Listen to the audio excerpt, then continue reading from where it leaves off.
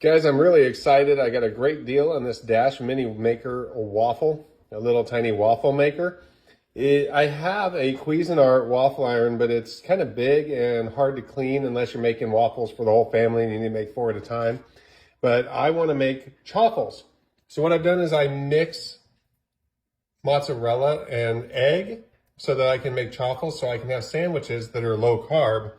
And I got this little waffle maker to make them.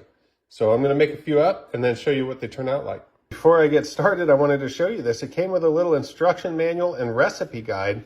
So it actually has a recipe in there for just regular waffles from scratch. It's hilarious. Look at this cute little thing. I'm going to get it washed up before I use it, but it's just a neat little tool. Okay guys, so I already made one of these chaffles and my indicator light is off, which means that it is hot enough for me to make another one. So I'll just lift it up here and you guys can watch me make it. I just have a teaspoon, and what I'm going to do is put 3 heaping teaspoons right there in the middle of the waffle iron. This is I added salt and pepper, probably not quite. That was a big scoop, so I'm just going to do a little bit more there.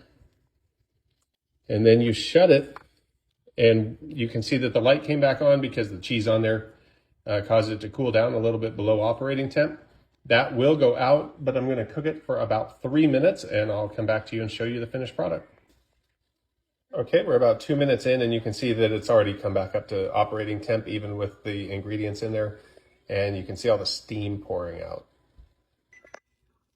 Okay guys, and you can hear my 3-minute timer going off, and you see my little chaffle there. So I'm going to pull it out and make 2 more so I can have 2 sandwiches. Hey guys, here's my bacon sandwiches that I made on chaffles. But the one thing that really puts them over the edge are these crispy dillies. It's a couple carbs because they do have a little bit of batter on them, but it's totally worth it because it adds a huge flavor.